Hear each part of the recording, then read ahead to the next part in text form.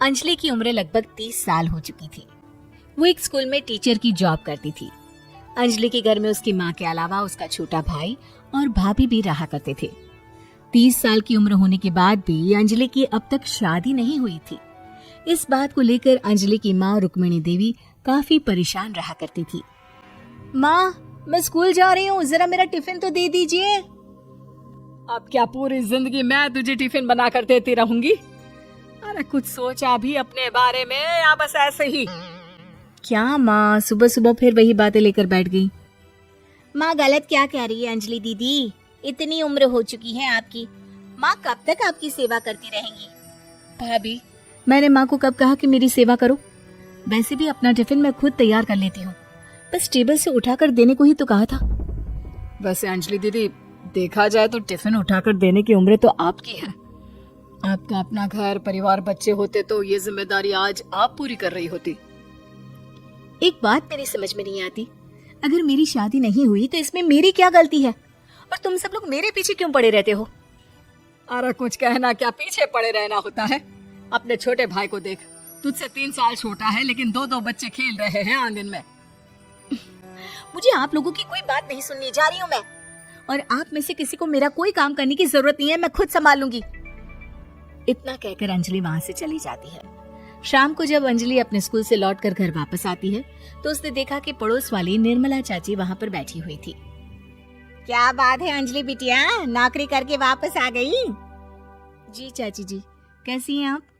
मैं तो ठीक हूँ बेटा, तुम बताओ शादी के बारे में कुछ सोचा या नहीं?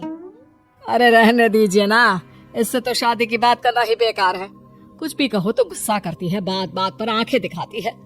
माँ, आप ऐसा क्यों कह रही है? मैंने कब आप पर गुस्सा किया? अरे अंजलि बेटा, तुम्हारी माँ ठीक ही तो कहती है।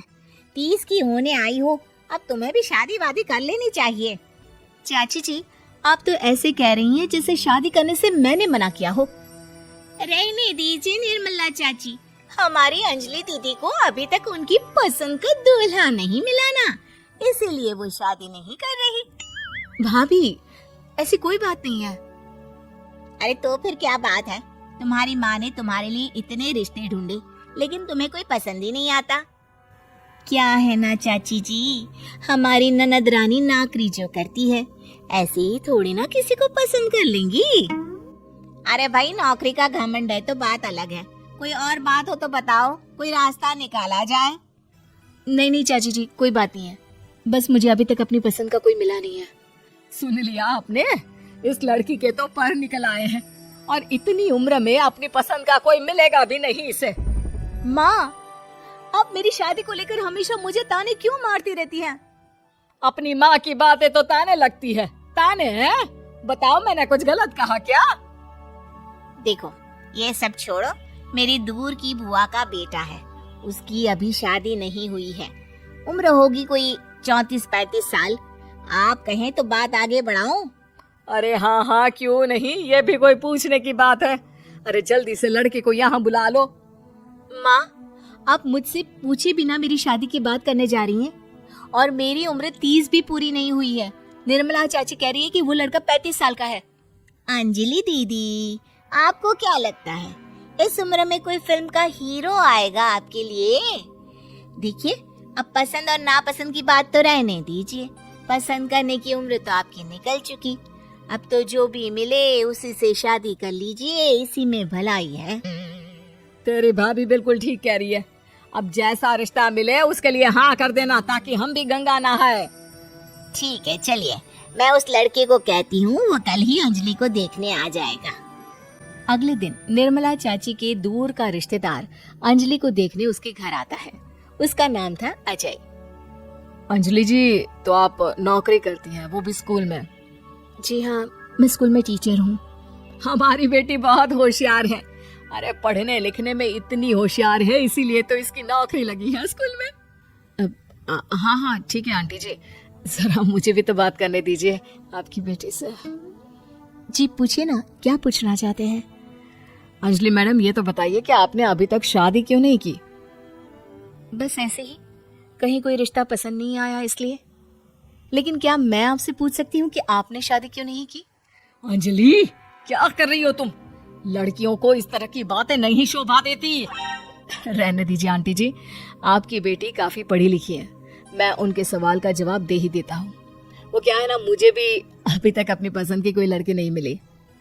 अच्छा अच्छा, कोई बात नहीं। वैसे आपकी तनख्वाह कितनी है, कितना कमा लेती है महीने का?